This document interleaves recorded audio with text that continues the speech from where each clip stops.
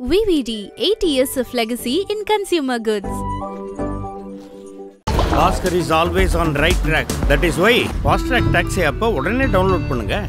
Doctor Sreevarma ஆயுள் தரும் ஆயுர்வேதா அறுவை சிகிச்சை இல்லா குணம் ஆயுள் கால நிவாரணம்.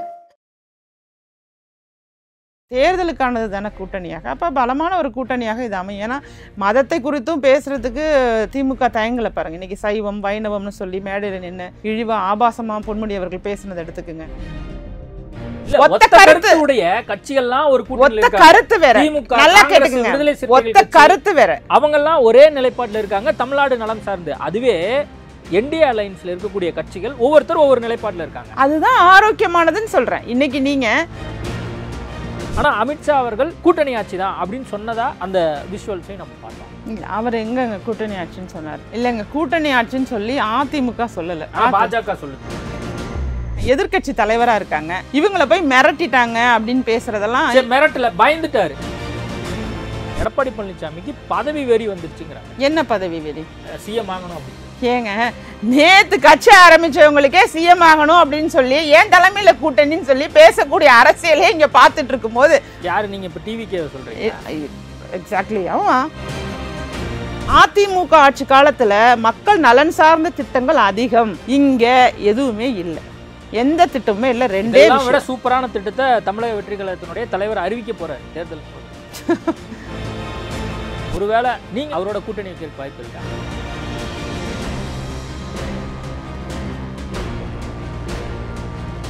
ஐபிசி தமிழ் நேயர்களுக்கு வணக்கம். இன்றைய நேர்காணலில் நம்மோடு இணைந்திருக்கிறார் அனைத்து மக்கள் அரசியல் கட்சியின் நிறுவன தலைவர் ராஜேஸ்வரி பிரியா அவர்கள். வணக்கம். வணக்கம். கிட்டத்தட்ட அதிமுகவோட நீங்கள் தொடர்ந்து பயணிச்சுட்டே இருக்கீங்க.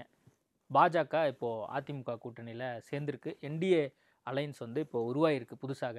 எப்படி பார்க்குறீங்க? அது சரியான ஒரு முடிவாக தான் பார்க்குறேன். ஏன்னா திமுகவோட இருக்கக்கூடிய கூட்டணி அப்படின்னு பார்க்கும்போது இங்கே அமையக்கூடிய கூட்டணி இந்த மாதிரி இருந்தால் தான் ஸ்ட்ராங்காக போய் மக்களை போய் சேரும். மக்களை போய் சேர்ந்து இந்த ஆட்சியோடைய அவலங்கள், அப்புறம் சட்ட ஒழுங்கு பிரச்சனையாக இருக்கட்டும், பெண்களுக்கு எதிரானது நிறைய இருக்குது. இப்போ இதெல்லாம் யோசித்து பார்க்கும்போது இந்த கூட்டணி மிகச்சரியான கூட்டணியாக அமையுங்கிறது மக்கள் மத்தியிலேயே பேசு பொருளாக தான் இருக்குது. வெற்றி கூட்டணியாகத்தான் இருக்கும் அப்படிங்கிறது மாதிரி. இல்லை, நீங்கள் இப்போது தொடர்ந்து அதிமுகவில் பயணிச்சுட்டு இருக்கீங்க, ஒரு ஆதரவு நிலைப்பாடு எடுத்துகிட்டே இருக்கிறீங்க. அதிமுக தொண்டர்களே அழுகுறாங்க, கதறாங்க அப்படின்லாம் செய்திகள் வருது. நீங்கள் வேறு ஒரு கட்சி நபராக, ஒரு நிறுவன தலைவராக இந்த விஷயத்தை பார்க்கும்போது உங்களுக்கு எதுவும் அந்த கதறல் பதறல் அதெல்லாம் எதுவும் இல்லையா? இல்லை, கதறது பதறது அப்படிங்கிறது திமுக தான் கதறது பதறது. இப்போ அதிமுகவில் உள்ளவங்களுக்கு எல்லாருக்கும் எல்லாமே ஃபுல் சாட்டிஸ்ஃபைடு பண்ண முடியாது. பெரும்பான்மை தான் ஒரு முடிவு எடுக்கிறாங்க அப்படின்னா அந்த முடிவு எல்லாரையும் திருப்தி படுத்தாது. ஒரு கட்சியோ ஒரு நிர்வாகமோ அது எதுவாக இருந்தாலும், ஒரு குடும்பமாக இருந்தாலும் கூட அது எல்லாரையும் திருப்திப்படுத்தாது. அப்படி இருக்கும்போது இதில் பெரும்பான்மையானவர்கள் இந்த கூட்டணியை விரும்புகிறார்கள். அதிமுக பாஜக கூட்டணி அப்படிங்கிறத விரும்புகிறாங்க. ராஜேஸ்வரி பிரியாவும் விரும்புகிறாங்க நிச்சயமாக. ஏன்னா எதிரியை நம்ம எதிர்க்கணுங்கும் போது ஒரு தேர்தலுக்கானது தானே கூட்டணியாக, அப்போ பலமான ஒரு கூட்டணியாக இது அமையும். ஏன்னா மதத்தை குறித்தும் பேசுறதுக்கு திமுக தயங்கலை பாருங்க. இன்னைக்கு சைவம் வைணவம்னு சொல்லி மேடையில் நின்று இழிவா ஆபாசமா பொன்முடி அவர்கள் பேசுனதை எடுத்துக்குங்க. இப்போ இவர்கள் தெல்ல தெளிவாக வேறு விதமாக எடுத்துட்டு போறதுல குறிக்கோளா இருக்காங்கல்ல. அப்போ இவங்களை எதிர்க்கணும் அப்படிங்கும்போது இந்த பக்கம் யாரெல்லாம் ஒன்று சேர்ந்தா நல்லா இருக்கும் அப்படின்னு யோசிச்சா கண்டிப்பாக அதிமுக பாஜக கூட்டணி ஒரு நல்ல கூட்டணியாக தான் தெரியுது. இல்லை, திமுகவை எதிர்ப்பதற்கு பாஜகவோட கூட்டணி, அதிமுக தமிழ்நாட்டுக்கு எதிராக பல்வேறு விஷயங்களை பண்ணக்கூடிய பாஜகவோட கூட்டணி அப்படின்லாம் பார்க்குறாங்க. தமிழ்நாட்டுக்கு எதிராக என்ன பண்ணுனாங்கிறத யார்ட்டையாவது விளக்கம் கேட்டிங்கன்னு வச்சுங்களேன், அந்த விளக்கத்தில் நிச்சயமாக நானுமே தமிழ்நாட்டுக்கு எதிராக பண்ணாங்கங்கிற விஷயத்துக்கு விளக்கம் கொடுக்க நானுமே தயாராக இருக்கேன். ஏன்னா எந்த ஒரு கட்சியோ எந்த ஒரு ஆட்சியோ மக்களுக்கு எதிராக பண்ணணும் அப்படிங்கிற ஒரு நிலைப்பாட்டில் இருக்க மாட்டாங்கிறதா உண்மை. அப்படி திமுக கூட்டணி கட்சிகள் குற்றச்சாட்டு வைக்கிறாங்க. நான் கேட்குறேன், அந்த இப்போ கல்விக்கான நிதி கூட ஒதுக்கப்பட்டிருக்குங்க. ஒரு கணினி வாங்குறதுக்கு ஒதுக்குன நிதியை அவங்க கணினி வாங்கலை. கணினி ஆசிரியர்கள் இருக்காங்கன்னு இன்னமுமே மத்திய அரசுட்டு இந்த நிதி வாங்கிட்டு இருக்கு திமுக சொல்றது எல்லாமே உண்மை கிடையாது. உள்ளுக்குள்ள என்ன இருக்குங்கிறத எல்லாருமே புரிஞ்சுக்கணும். இல்ல, நீங்க மாணவர்கள் சம்பந்தமா கணினி விவகாரம் சொல்றீங்க, அதே மாணவர் சம்பந்தம் நான் என்ன கேட்கிறேன், நீட் விவகாரத்துல அதிமுகவினுடைய நிலைப்பாடு என்ன அப்படிங்கிற ஒரு விஷயம் இருக்கு. அண்மையில் டீலிமிட்டேஷன் குறித்து அதில் அதிமுக நிலைப்பாடு, தொகுதி மறுசீரமைப்பு குறித்து அதிமுக இது நிலைப்பாடு. எல்லாமே இது எல்லாமே பாஜக ஒரு நிலைப்பாடு, அதிமுக ஒரு நிலைப்பாடு. அப்படி இருக்கும்போது இது எல்லாமே தமிழ்நாடு நலம் சார்ந்து அதிமுக வேற ஒரு ஸ்டாண்ட் வச்சிருக்கு, பாஜக வேற ஒரு ஸ்டாண்ட் வச்சிருக்கு. அப்போ இதுல எப்படி வந்து மக்களுக்கு எதிராக எதுவுமே இல்லை அப்படின்னு நீங்க சொல்லுங்க. இதை இன்னொரு வடிவமா பாருங்க.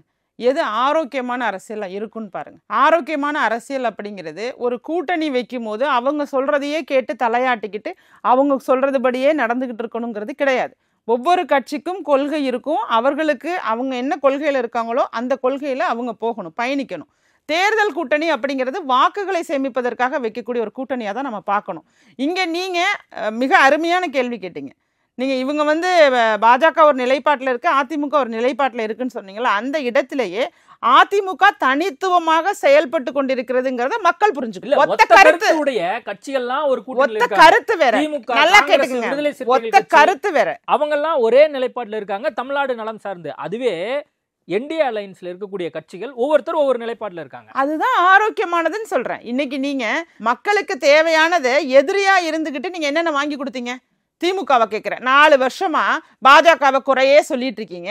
மத்திய அரசு தான் காரணம், மத்திய அரசு தான் காரணம், இதுக்கு மத்திய அரசு காரணம், அதுக்கு மத்திய அரசு காரணம். அப்போ நீங்கள் எதுக்கு ஆட்சிக்கு வந்தீங்கன்னே தெரியாத அளவுக்கு நீங்கள் அவங்கள காமிச்சுக்கிட்டே இருக்கீங்க, கை காமிச்சுக்கிட்டே இருக்கீங்கல்ல. அப்படி இல்லாமல் அவர்களுடைய கூட்டணியாக அமைந்து எங்களுக்கு எங்களுடைய பிரச்சனைகளுக்கு இது மாதிரி தான் தீர்வு வேண்டும் அப்படிங்கிறத நோக்கி பயணிக்கிறதுல தப்பு இல்லைல்ல. இன்னைக்கு 7.5% இடஒதுக்கீடு நீட்ல திரு எடப்பாடி கே பழனிசாமி அவர்கள் வாங்கி கொடுத்தாங்கல்ல. உங்களால அந்த பள்ளிகள் அரசு அங்கீகாரம் பெற்ற தனியார் பள்ளிகள் இருக்காங்கல்ல, அவர்களுக்கு ஒரு 2% கூடுதலா வாங்கி கொடுக்குறோம் நீங்க வாக்குறுதியில சொல்லியிருந்தீங்க. அதை கூட நீங்க இன்னும் கொண்டு வர முடியல. நீங்க என்னென்ன வாக்குறுதி கொடுத்தீங்களோ அந்த வாக்குறுதி எல்லாமே பொய் வாக்குறுதி. நீட் விவகாரத்தை எடுத்துக்கிட்டா, நீட் விவகாரம் முதல் கையெழுத்தே போட முடியும், எங்கள்கிட்ட ரகசியம் இருக்குங்கிற ஒரு மிகப்பெரிய ஒரு அந்த பொய்யை நம்ம எப்படி எடுத்துக்கிறது? சாத்தியப்படாத ஒன்றுன்னு தெரியும், அதற்கான முயற்சிகள் நிறைய எடுக்கணும்னு தெரியும். அதெல்லாம் தெரிஞ்சுமே மக்களை ஏமாற்றும் வகையில முதல் கையெழுத்தே நாங்கள் நீட்டுக்கு போடுவோம்னு சொல்லி உதயநிதி அவர்கள் பேசினார்ல. இதுதான் மக்களை ஏமாற்றுற ஒரு பொய் வாக்குறுதிகளை கொடுத்த கூட்டணி தான் திமுகவுடைய கூட்டணி. இங்க இதுதான் பிரச்சனை. இந்த பிரச்சனைக்கு எதிராக தான் நாங்கள் இருக்கோம். ஆனாலும் நாங்கள் கூட்டணியா இருக்கோம்னா அந்த இடத்துல ஆட்சிக்கு வரும்போது மக்களுக்காக செயல்படுவோங்கிறத அதிமுக மிக தெள்ள தெளிவாக சொல்றாங்களே. நீங்க அப்படித்தானே எடுத்துக்கணும். நீங்க தொகுதி மறுசீரமைப்புக்கு யாரும் ஆதரவு கொடுக்கலையே, எங்க இந்த வக்ஃபுக்கு வந்து அவங்க ஒன்றும் ஆதரிக்கலையே, எதிர்த்து தானே கையெழுத்து போட்டாங்க. அப்படி நாம அதிமுகவை வந்து மக்களுக்கான கட்சியாகத்தான் பார்க்கணும், திமுகவை அவர்களுக்கான கட்சியாக தான் பார்க்கணும். அவங்க மக்களுக்காகன்னு சொல்லி பார்க்க முடியும். ஏன்னா அரசு ஊழியர்கள் எடுத்துங்க, தனியார் ஊழியர்கள் எடுத்துங்க, போக்குவரத்து துறை ஊழியர்கள் எடுத்துங்க, மாணவர்கள் கல்வி கடன் ரத்து எடுத்துக்குங்க, பழைய ஓய்வூதிய திட்டம் எடுத்துக்குங்க, எல்லாமே பொய். திமுக சொன்னது ஒட்டு மொத்தமும் பொய். அது மாதிரி பொய் சொல்ல வேண்டிய நிலையில அதிமுக இல்லை. அது மக்களுக்காக நீங்க எது சரியோ அது மக்களுக்கு உகந்ததா, சிறுபான்மையினருக்கு உகந்ததா, அந்த போக்குல தான் அவங்க போய்கிட்டு இருக்காங்க. அதனால இது ரெண்டுல வந்து நீங்க இந்த கூட்டணி வந்து எப்படி ஜெல் ஆகும் அப்படின்னு நீங்க நினைக்கிறீங்க? வரக்கூடிய நாட்கள்ல எப்படி இது வந்து பயணப்படும் அப்படிங்கிற ஒரு கேள்வி இருக்கு. ஏன்னா நேற்று கூட ஒரு கூட்டம் நடக்குது அதிமுக சார்பாக. அங்கே முன்னாள் எம்எல்ஏ வந்து வருத்தப்படுறாரு. நீங்கள் இஸ்லாமியர்கள் மீது அதிமுக என்ன நிலைப்பாடில் இருந்தது, இப்போ என்ன நிலைப்பாடு வச்சிருக்கு, அதை பற்றி நீங்கள் தெளிவாக விளக்கம் கொடுக்கணும் அப்படின்னு ஒருத்தர் வந்து கேட்குறாரு. இது வந்து தமிழ்நாடு முழுவதும் தொடர்ந்து வந்து குரல்கள் எழுந்துகிட்டே இருக்குது. இது வரைக்கும் கிளாரிட்டி இல்லை. இன்றைக்கி கூட எடப்பாடி பழனிசாமிகிட்ட வந்து கூட்டணி தொடர்பாக கேட்குறாங்க.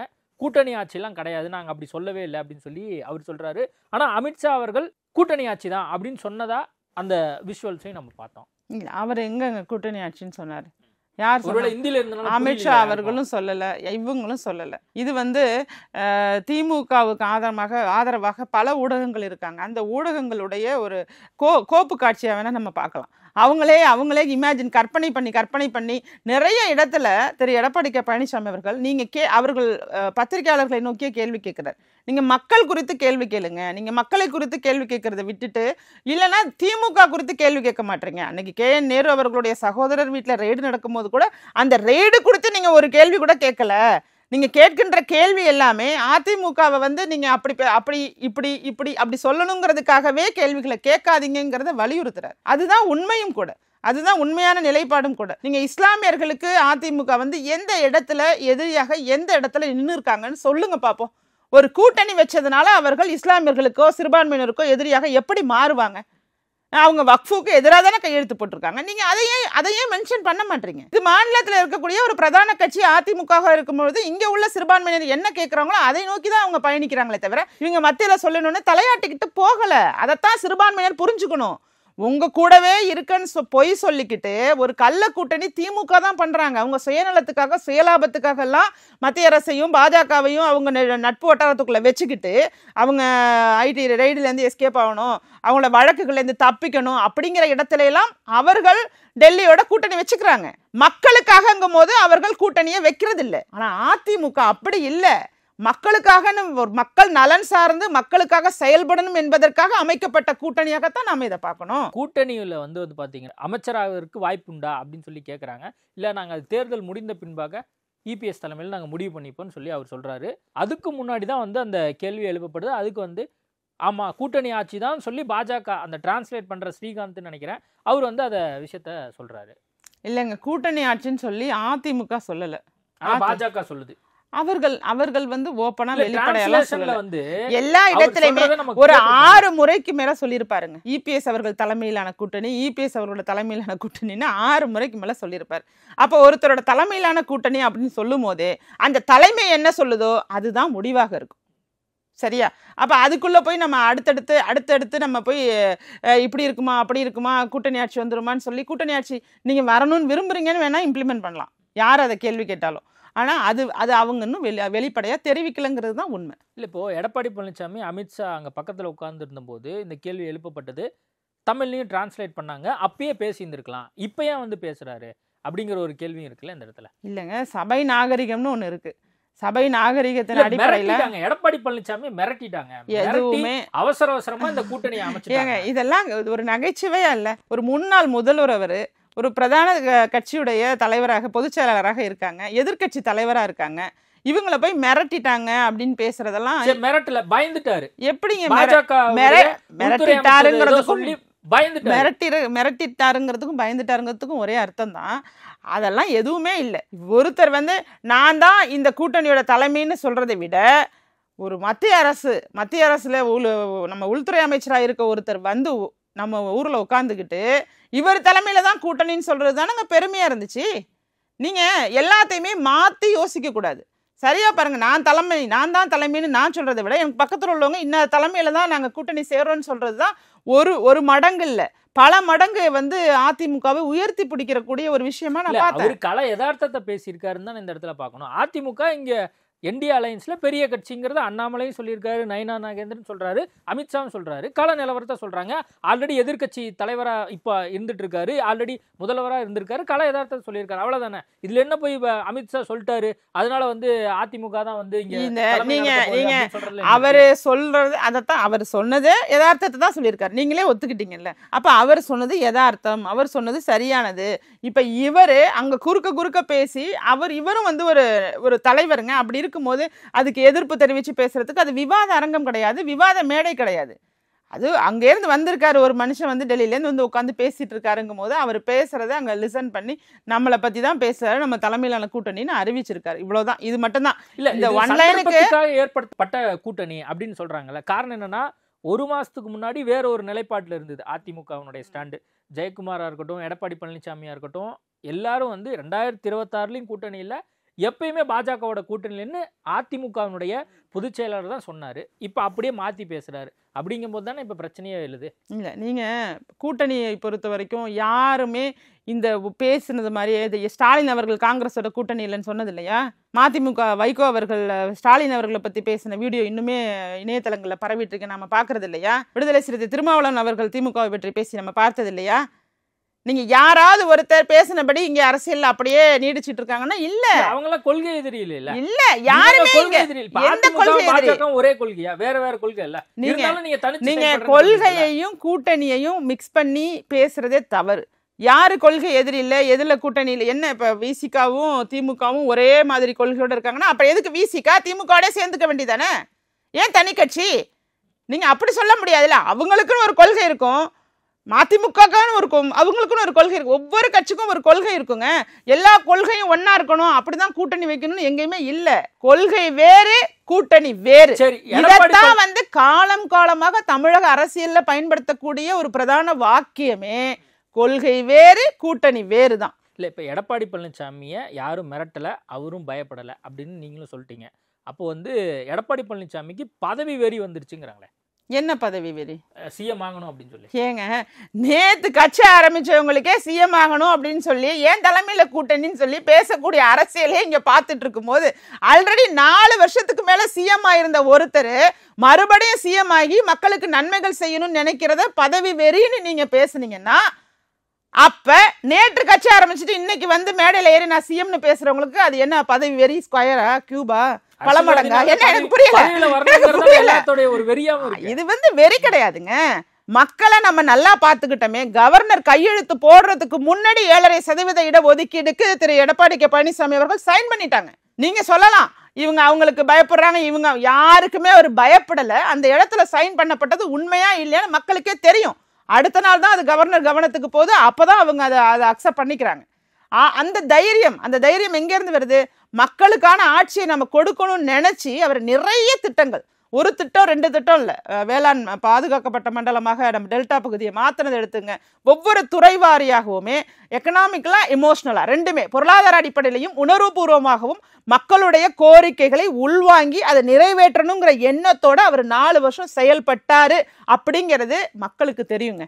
ஏன்னா இன்றைய ஆட்சியை பார்த்து மக்கள் பேசுறதே, சென்ற ஆட்சி நல்லா இருந்தது, சென்ற ஆட்சியில இப்படி இல்ல, இவ்வளவு விலைவாசி உயர்வு இல்ல, இது மாதிரி நம்ம கஷ்டப்படல, நம்மளை பெண்களை அவமானப்படுத்தி அவங்க யாருமே பேசுனதில்லை, இன்னைக்கு ஓசி பஸ்ஸுங்கிறாங்க, எஸ்சி தானமான்னு கேட்குறாங்க, ஃபேர் அண்ட் லவ்லி போட்டிருக்கே 1000 ரூபாய் வந்துதான் கேட்குறாங்க. மக்களுடைய வரி பணத்தை கொடுக்கறதுக்கு கூட இவர்கள் ஏதோ அவர்கள் பாக்கெட்ல இருந்து எடுத்து பணத்தை கொடுக்குற மாதிரி தன்மானத்தை இழக்க வைக்கிறாங்க பெண்களை. இதெல்லாம் களத்துல பேசிக்கிறத சொல்றேன். திரு எடப்பாடி கே பழனிசாமி அவர்களுடைய ஆட்சி பொன்னான ஆட்சியாக இருந்ததுங்கிறத நான் சொல்லலைங்க, மக்கள் சொல்றாங்க. நீங்களே எடுத்துட்டு போங்க, கேமரா எடுத்துட்டு போய் சென்ற ஆட்சி எப்படி இருந்தது, இந்த ஆட்சி எப்படி இருந்ததுன்னு கேளுங்க. நல்ல பொதுவான மக்கள் கருத்தை கேளுங்க. இதுதான் உண்மை. அப்ப 4 ஆண்டுகளுக்கு மேல ஆட்சி செய்த ஒருவர் திரும்ப ஆட்சிக்கு வரணும்னு நினைக்கிறதுக்கு பேரு பதவி வெறி கிடையாது, மக்கள் மீதான அதீத பற்று. இது அப்படிதான் நாம பார்க்கணும். அப்ப நாம காலம் காலமாக எல்லா அரசியல் தலைவர், உலக உள்ள எல்லா அரசியல் தலைவருக்குமே பதவி வெறின்னு சொல்ல முடியுமா? ஏங்க, பதவி வெறிங்கிற வார்த்தை எல்லா அரசியல் கட்சி தலைவர்களுக்குமே இருக்கும். அதுதான் இலக்கு. ஒரு மனிதன் அரசியலுக்குள்ள வர்றான்னா அவனுக்கு ஏத்த மாதிரி ஒரு இலக்கு இருக்கும். நான் இந்த ஏரியாவுக்கு ஊராட்சி மன்ற தலைவர் ஆகணும்னா அது அவன் இலக்கு. அது வெறி கிடையாது. நான் கவுன்சிலர் ஆகணும், நான் எம்எல்ஏ ஆகணும், நான் அமைச்சர் ஆகணும், அப்படிங்கிறத முதலமைச்சர் ஆகணும் அப்படிங்கிறது ஒவ்வொருத்தருக்குள்ளேயும் உள்ள ஒரு இலக்கு அது. ஆனா அந்த இலக்கு அப்படிங்கிறதையே இமீடியட்டா எக்ஸ்பிரஸ் பண்றாங்க இன்னைக்கு. யாரு நீங்க இப்ப டிவிக்கே சொல்றீங்க? எக்ஸாக்ட்லி. ஆமா அரசியல்ல இப்ப நான் 9 வருஷமா அரசியல்ல இருக்கேங்க. அரசியல் ஒன்றும் தெரியாம நான் பேசல. இப்ப பேசுறவங்க பேசணும்ல. இன்னைக்கு நான் வந்து அதிமுக பத்தி இது செஞ்சிருக்காங்க, இவ்வளவு நன்மைகள் செஞ்சிருக்காங்க, இப்ப தாலிக்கு தங்கம் திட்டம்லாம் நல்ல பயன் அளிச்சிச்சு. இன்னைக்கு அந்த தாலிக்கு தங்கம் திட்டம் இல்லை அப்படிங்கிறத மக்கள் உணர்ந்து வருத்தப்படுறாங்க. ஏன்னா தங்கத்தோட விலை நாளுக்கு நாள் மாறிக்கிட்டு ஏறிக்கிட்டே போகும்போது ஏழை குடும்பத்தில் கஷ்டப்படுறாங்க. அவங்களுக்கு தாலிக்கு தங்கம் கொடுத்து 50,000 ரொக்கத்தொகையும் கொடுத்து, இது மாதிரி அதிமுக ஆட்சி காலத்தில் மக்கள் நலன் சார்ந்த திட்டங்கள் அதிகம். இங்க எதுவுமே இல்லை, எந்த திட்டமுமே இல்லை. 2 விட சூப்பரான திட்டத்தை தமிழக வெற்றி கழகத்தினுடைய தலைவர் அறிவிக்க போறாரு தேர்தல் போது. அறிவிக்கட்டும். நாம பேசினது நிரூபிக்கப்பட்டவை. அதிமுக ஆட்சி காலகட்டத்தில் மக்கள் பயன் அடைஞ்சாங்க. பாஸ்டன்ஸ்ல சொல்றேன், பயன் பெற்றார்கள். கறவை மாடு, ஆடு இதெல்லாம் வளர்க்குறதுக்கு கொடுத்தாங்க. நிறைய சொல்லிக்கிட்டே போகலாம். நம்ம அடுத்தடுத்து சொல்றோம்னா நிறைய, இந்த அரை மணி நேரம்லாம் போதாது. மகளிர் காவல் நிலையத்தை அமைச்சது அதிமுக ஆட்சி தான். பெண்களுக்கு பாதுகாப்பு கொடுக்க பிங்க் கலர் வாகனத்தை அமைச்சு கொடுத்தாங்க. பெண் கமாண்டோ அமைப்பை உருவாக்கி கொடுத்தாங்க. ஒண்ணுமே வேணாம், 50% உள்ளாட்சி தேர்தலில் இன்னைக்கு நிக்கிறதுக்கு காரணமே புரட்சி தலைவி ஜெயலலிதா அம்மா அவர்கள் தான். இன்னைக்கு அந்த வாய்ப்பை பெண்களுக்கு 50% கொடுத்தது கூட அவங்க தான். இது மாதிரி நாம செய்து முடித்த சிறப்புகளையும் பெருமைகளையும் சொல்ல முடியும். இனிமேல் நானும் சொல்றேனே, அவரை விட டிவிகே தலைவரை விட 100 மடங்கு பெஸ்டா நானும் பேச முடியும். இப்ப நானும் வாக்குறுதிகள் கொடுக்க முடியும். வாக்குறுதிகள் மட்டும் மக்கள் மத்தியில நம்பிக்கையை பெருமானம் பெறாது. இவங்க நிரூபிச்சவங்க பேசினா வேறு, நிரூபிக்க போறவங்க பேசும்போது அதுக்கு கால அவகாசம் தேவை, களப்பணி தேவை. நான் எதுவுமே நடக்காதுன்னா நான் நெகட்டிவா சொல்ல விரும்பல. நிச்சயமா நடக்கும். களம் காணுங்க. அதுக்கான கால அவகாசம் மக்கள் மத்தியில கண்டிப்பாக இவங்க வந்தாங்கன்னா நல்லது நடக்குங்கிற ஒரு சின்ன அபிப்பிராயத்தை உருவாக்குங்க. அதை விட்டுட்டு ஒரு துறையிலிருந்து இன்னொரு துறைக்கு வந்தவங்களுக்கே அந்த ஆசை இருக்கும்போது இதே துறையில கிட்டத்தட்ட 45 வருஷத்துக்கு மேல 50 வருஷத்துக்கிட்ட இருந்துட்டு கிட்டத்தட்ட அவரெல்லாம் 20 வயசுக்கிட்ட அரசியலுக்கு வந்தவர். இன்னைக்கு 50 ஆண்டை கடந்துட்டாங்க. 50 ஆண்டு காலமாக அரசியலுக்குள்ள இருந்து சின்ன பதவியிலேருந்து மேல மேல மேல மேல வந்து ஒரு பெரிய பதவிக்கு வந்து அதுலயும் முதல்வராக இருந்துட்டு போனவருக்கு போய் பதவி வெறியான்னு ஒரு கேள்வி கேட்டீங்கல்ல, இதை நான் வந்து நிச்சயமாகவே இந்த கேள்வியை வந்து மக்கள் மத்தியில கொண்டுட்டு போய் சேருங்க. அதுக்கு பேர் பதவி வெறியில மக்கள் மீது உள்ள பாசம் இல்ல. இப்போ தமிழக வெற்றி கழகத்துக்காக அதிமுக வெயிட் பண்ணுச்சு. அவர் வந்து இன்னும் டிசம்பர் மாதம் வரைக்கும் வந்து காத்திருக்க சொன்னார். அதன் காரணமாக தான் வலுக்கட்டாயமாக இந்த கூட்டணி அமைஞ்சிருக்கு அப்படின்னு சொல்கிறாங்க. தமிழக வெற்றி கழகத்தோட எதுவும் கூட்டணி பேச்சுவார்த்தை எதுவும் நடந்ததா? நடந்திருக்கலாங்க. எல்லா கட்சிகளுக்குமே எல்லா கட்சிகளோடையுமே கூட்டணி பேச்சுவார்த்தை நடக்கும் தான். அவருக்கு ஏதோ இது துணை முதல்வர் இயல்பு. பதவியெல்லாம் வேணும்னு இது சொன்னாங்க. இயல்புங்க. விஜய்க்கு ஏதோ துணை முதல்வர் பதவி வேணும். அவங்க என்ன வேணாலும் கேட்டிருக்கலாம். யார் இது எல்லாமே நாம வந்து அவங்க வெளியிட்ட அறிக்கை மூலமாக வரக்கூடிய தகவல் இல்லை. இது எல்லாமே காசிப் மாதிரி தான். நீங்களும் பேசலாம், நானும் பேசலாம். இப்படி நடந்திருக்கு. சில பத்திரிகையாளர்கள்லாம் வெளிப்படையாவே இது நடந்ததெல்லாம் உண்மை, பேச்சுவார்த்தை நடந்ததெல்லாம் உண்மை அப்படின்னு சொல்றது வந்து எப்படிங்க? நீங்க இன்னைக்கு வந்து பாமகவுல ஒரு அறிக்கை வெளியானது, நான் தான் தலைவர், அவர் செயல் தலைவர்னு அறிக்கை வெளியானது. அதுக்கும் வரேன் அடுத்த இல்ல அதுதான் நியூஸ். இதே நம்மளாவே ஏதோ அவங்களுக்குள்ள ஏதோ பிரச்சனை நடந்திருக்கு, அங்க ஒருத்தர் நின்று பார்த்துட்டு வந்துட்டு ஒரு சொன்னாரு அவங்க பிரச்சனை நடந்திருக்குன்னா அதை பத்தி நம்ம பேசுறது முறையாக இருக்காதுன்னு சொல்றேன். ஒரு எடுத்துக்காட்டுக்கு சொல்ல வந்தேன். நீங்க அதை பேசணும்னு நான் சொல்ல வரல, பட் ஒரு எடுத்துக்காட்டுக்கு பேச வரேன். ஒரு பிரஸ்ஸை கூப்பிட்டு ப்ராப்பர் பிரஸ் ரிலீஸ் பண்றது தான் செய்தி. மற்றது எது நடந்தாலும், கூட்டணி பேச்சுவார்த்தை நடந்தாலும் வேறு என்ன நடந்தாலும் அது நமக்கு செய்தியாக வெளியிடப்படாத வரைக்கும் நாம அதை வந்து எல்லா கட்சிகளுமே விசிகாவும் ட்ரை பண்ணியிருக்கலாம், வேறு சில கட்சிகளும் முயற்சி பண்ணியிருக்கலாம், இங்கே இருந்த கம்யூனிஸ்ட் கட்சிகளை கூட போய் அப்ரோச் பண்ணியிருக்கலாம், அவங்க கூட வந்து பேசியிருக்கலாம், டிமாண்ட் பண்ணி. எது யாருக்கு என்ன தெரியல. அதிமுக கொஞ்சம் அவசரப்பட்டுருச்சோ, கொஞ்சம் விஜய்க்காக காத்திருந்திருக்கலாம் அப்படின்னு ஒரு பார்வை இருக்கு. விஜய் கூட மேபி வருத்தப்பட்டிருக்கலாம், என்னடா நம்ம வந்து கூட்டணி வைக்கலாம் நினைச்சோம், அவர் திடீர்னு ஒரு முடிவு எடுத்துட்டாங்க. அரசியல்ல எல்லாருமே முதிர்ச்சி பெற்றவர்கள், அனுபவசாலிகள். நாம நினைப்பது போல நேற்று அரசியலுக்கு வந்தவர்கள் கிடையாது. அவர்களுடைய முடிவுல அவங்களுக்குன்னு சில தெளிவு இருக்கும். அந்த தெளிவு எப்ப கிடைக்குதோ அந்த நேரத்துல ஒரு முடிவு எடுக்கப்படும். அந்த முடிவை அவங்க அந்த நேரத்துல எடுக்கலைன்னா காலதாமதமா எடுத்தா கூட அப்ப அது ஒர்க் அவுட் ஆகாம கூட போயிடும். எதை எப்ப செய்யணுங்கிறது நிச்சயமாக அனுபவம் நிறைந்த அரசியல் தலைவர்களுக்கு தெரியும் தானே. நாம நீங்க வந்து விஜய் அனுபவம் இல்லாம நடந்துக்கிறார் அப்படியா? அரசியல் அனுபவம் இல்லைங்கிறது நான் என்னங்க கதையாங்க சொல்றேன், உண்மைதானங்க. இதுல என்ன இருக்கு? இது என்ன நான் நீங்க சொல்ல மாதிரி கேட்ட மாதிரி என்ன வதந்தியா பரப்புறேன் அனுபவம் இல்லைன்னு? இதுதானங்க உண்மை.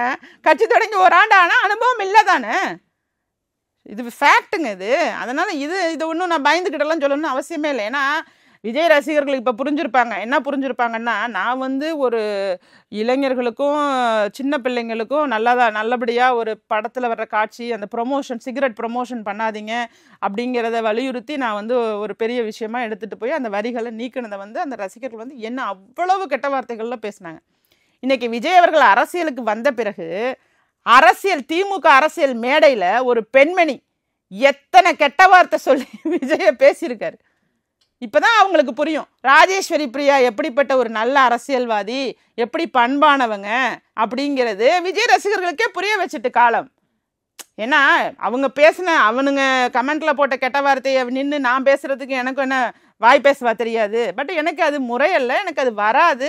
நான் இயல்பிலேயே வந்து ஒரு பண்பாளராக வளர்ந்ததுனால எனக்கு அது மாதிரி பேச வரல, அதனால பேசல. நான் அதை சட்டப்படி நடவடிக்கை எடுத்தேன், காவல்துறை அணுகுனேன். இந்த மாதிரி அபியூஸ்டு வேர்ட்ஸ் யூஸ் பண்ண நாளைக்கு பெண்கள் எப்படி களத்துல இறங்கி ஒரு விஷயத்த சொல்ல முன் வருவாங்க, பயப்பட ஆரம்பிச்சிருவாங்கங்கிற ஒரு பொது பார்வைக்காக தான் அதையே செஞ்சேன். ஏன்னா பெண்கள்னாவே அவங்கள வந்து ரொம்பவே ஆபாசமான வார்த்தைகளில் பேச தொடங்கி இந்த சமூகம் இன்னும் எத்தனை காலத்துக்கு அவங்கள முடக்கி வைக்க போகிறாங்கங்கிற ஒரு அந்த காசுக்காக தான் அது கூட செஞ்சேன் நான். எனக்கு எந்த பழிவாங்கிற உணர்ச்சியோ, எனக்கு தனிப்பட்ட முறையில் விஜய் அவர்கள் மேலே எந்த விரோதமோ எதுவுமே கிடையாது. சுத்தமாக மக்கள் சார்ந்தது, நாளைய தலைமுறைக்கானது. அதைத்தான் எடுத்து வச்சேன். அதில் நான் வெற்றி பெற்றுட்டேன். அந்த வரிகளையெல்லாம் நீக்கி அதில் கூட நான் ஜெயிச்சுட்டேன். ஆனால் இன்னைக்கு அரசியலுக்கு வந்த பிறகு அரசியல் மேடையில் நீங்கள் கேட்டிருப்பீங்கன்னு நினைக்கிறேன், அந்த ஒரு பெண்மணி பேசுறதை கேட்டிங்களா? திமுகவோட பேச்சாளர் ஒருத்தவங்க பேசுறதை கேட்டிங்களா? இல்லைன்னா கூட மக்களுக்கு இடையில போட்டு காமிங்க விஜய் அவர்களை எப்படி பேசியிருக்காங்கன்னு. அதனால மெச்சூரிட்டிங்கிறது அவர்களுக்கு ஆரம்ப கட்டத்தில் இருந்தே குறைவாகத்தான் இருக்கு. அதே விஜய் அவர்கள் அன்னைக்கு என்னுடைய ரசிகர்கள் யாரையும் இழிவா பேசக்கூடாது அப்படின்னு சொல்லி ஒரு அறிக்கை கூட கொடுக்க தயாரா இல்லைல்ல. விஜய் அவர்கள்ட்ட மெச்சூரிட்டி இல்லைங்கிறத நான் என்னோட விஷயத்துல சொல்றேன். ஏன்னா எனக்கு அந்த பர்சனலா அவர்கள் செய்த ஆபாசமான பதிவுகள் அதெல்லாம் வந்து கண்டிப்பாகவே ஒரு பாதிப்பை எல்லோருக்குமே ஏற்படுத்தும். குறிப்பாக நம்ம எல்லா விஷயத்துலையுமே டிசிப்ளைனாக இருக்கவங்களுக்கு இன்னுமே அது டிஸ்டர்பன்ஸாக தெரியும். அந்த டிஸ்டர்பன்ஸை அவங்க எனக்கு கொடுத்தாங்க. அந்த டிஸ்டர்பன்ஸ்க்கு விஜய் எந்த ரியாக்டுமே பண்ணலை. அதுவே அவரோட இம்மெச்சூரிட்டி. இதே விஷயம் ரஜினிகாந்த் அவர்களுக்கு நடக்கும்போது, நான் சிகரெட் குறித்து பேசும்போது ரஜினி ரசிகர்களும் முற்பட்ட போது ரஜினி இமீடியட்டா அறிக்கை கொடுத்தாரு. ரசிகர் மன்றத்திலேருந்து இமீடியட் அறிக்கை, இந்த மாதிரி பெண்களை நீங்க எந்த வார்த்தைகளையும் யாரையுமே புண்படுத்துற மாதிரி பேசக்கூடாங்க அறிக்கை கொடுத்தாரு. அது மெச்சூரிட்டி. அப்ப இந்த விஷயத்திலேயே அவர் மெச்சூரிட்டி இல்லை. அரசியல் கட்சி தொடங்கி இப்போ 1 வருஷத்துக்குள்ள வந்து அவர் நிறைய பக்கமா ஸ்கிரிப்டா பேசுறதுனால வந்து அரசியலை வந்து இது பண்ணிடலாம் அப்படி ரசிகர்கள் இருக்காங்க. நானும் ஒத்துக்கிறேன், ரசிகர்கள் இருக்காங்க. அவரு மக்கள் எல்லாம் சந்திக்க போறாரு ஜூன் மாசம். தாராளமா சந்திக்கட்டுங்க. நானும் அதை தான் சொல்றேன். சந்திக்கிறது மட்டும் இல்ல, களம் காணுங்கன்னு சொல்றோம். களத்துல வந்து அரசியல் பண்ணுங்க. களத்துல நின்று காலமாக இன்னைக்கு இருக்கக்கூடிய பல பிரச்சனைகளுக்கு தீர்வு இல்லாம இருக்கு. அந்த தீர்வை நோக்கி அரசியலுக்குள்ள வாங்க. அதை தவிர இவங்க பேரை சொல்லி உங்களால பேச முடியுமா அப்படின்னு கேட்டா அவங்க பேரை சொல்லி பேசுவேன் அப்படிங்கிறது அரசியல் இல்ல. அரசியல் இல்ல. நீங்களும் அரசியல் இருக்கிறீங்க. அரசியல்வாதிகள் வந்து எதுக்காக வந்து அரசியலுக்கு வராங்க அப்படின்னு நம்ம பேசிட்டோம். ஒருவேளை நீங்க அவரோட கூட்டணி வைக்கிறதுக்கு வாய்ப்பு இருக்கா? இல்லைங்க, நான் வந்து கூட்டணி அப்படிங்கிறதுல இப்ப நான் வந்து தெளிவா இருக்கேங்க. கூட்டணி அப்படின்னா ஒரு மக்களுக்கு நன்மை செய்திருக்காங்க, பெண்களை போட்டிருக்காங்க. அந்த இடத்துல வந்து நான் அதிமுகவை பார்க்குறேன். அதன் அடிப்படையில் நான் அதிமுகவோட கூட்டணி வைக்கிறதுக்கு எனக்குன்னு சில பாயிண்ட்ஸ் நான் செக் பண்ணிக்கிட்டு தாங்க கூட்டணி வைக்கிறோம். அந்த பாயிண்ட்ஸில் அவங்க சரியான ஒரு இடமாக எனக்கு தெரியுது. பெண்களை மதிக்கிறதுலையும் சரி. அதிமுக ஆதரவு நிலைப்பாட்டில் இருக்கீங்க. நீங்கள் அதிமுக கூட்டணியில் இருக்கீங்களா இல்லை என்டிஏ அலையன்ஸில் இருக்கீங்களா? நான் அதிமுகவோட கூட்டணியில் இருக்கேங்க. அவங்க என்ன முடிவெடுத்தாலும் அதுக்கு நாங்களும் அவங்களோட கூட்டணியில தான் கண்டினியூ பண்ணிட்டு இருக்கேன் இப்போ வரைக்கும். இதுல வந்து அடுத்த ஒரு 6 மாசத்துல என்ன வேணா நடக்கலாம் இல்லையா? அதனால கேட்குறேன். 6 மாதத்துல என்ன வேணாலும் நடக்கலாம் அப்படிங்கறது 6 மாதத்துக்கு அப்புறம் பேசுவோம். நான் கடந்த நாடாளுமன்ற தேர்தலையும் அதிமுகவுக்கு தான் ஆதரவு நிலைப்பாட்டில் இருந்தேன். இப்பயும் அவங்க கூட தான் டிராவல் பண்ணிட்டு இருக்கேன். இது சட்டமன்ற தேர்தலுங்கிறதுனா நான் கேட்குறேன். இப்போ வந்து உங்க கட்சி வந்து தொடர்ந்து 5 வருஷத்துக்கு மேல டிராவல் ஆகிட்டு இருக்கு. அப்படிங்கும் போது நீங்க போட்டியிடணும்னு விருப்பப்படுவீங்க. அதிமுக சார்ந்திருக்கக்கூடிய பல்வேறு தலைவர்கள் வந்து நீங்கள் கேட்கக்கூடிய தொகுதியில் அவங்க போட்டியிடுறதுக்கும் வாய்ப்பு இருக்குது. நீங்களும் அதே தொகுதியை கேட்கறதுக்கு வாய்ப்பு இருக்குது. அந்த சந்தர்ப்பம்லாம் ஒரு வேளை வந்து உடன்படிக்கையெல்லாம் சரியாக வராத பட்சத்தில் நீங்கள் வந்து தமிழக வெற்றி கழகத்தோடு சேர்றதுக்கு வாய்ப்பு இருக்கான்னு கேட்குறேன். இல்லைங்க, அது நீங்கள் சொல்கிறது மாதிரி நெகட்டிவாக நான் இன்னும் திங்க் பண்ண ஆரம்பிக்கலை. நான் பாசிட்டிவாக தான் இருக்கேன். நிச்சயமாக அரசியலில் வந்து எது வேணாலும் நடக்குங்கிறது தான் யதார்த்தம். அந்த யதார்த்தத்தை புரிந்த ஒரு பக்குவம் பெற்ற ஒரு அரசியல்வாதியாக நான் என்னை வடிவமைச்சுக்கிட்டேன். அதனால் இப்போதைக்கு உள்ள நிலை இதுதான்.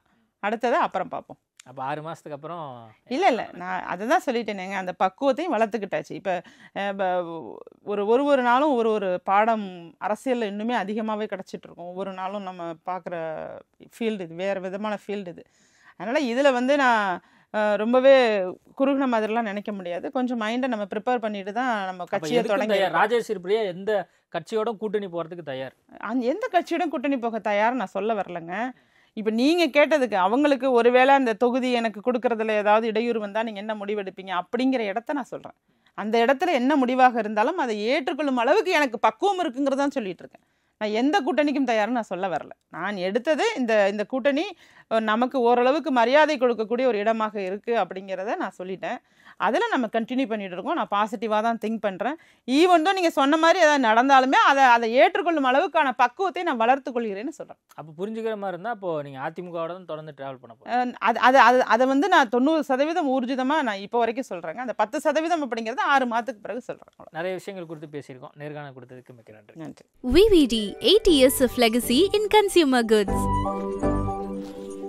Oscar is always on right track. That is why Fast Track Taxi app உடனே டவுன்லோட் பண்ணுங்க. டாக்டர் ஸ்ரீவர்மா ஆயுள் தரும் ஆயுர்வேதா அறுவை சிகிச்சை இல்லா குணம் ஆயுள் கால நிவாரணம்.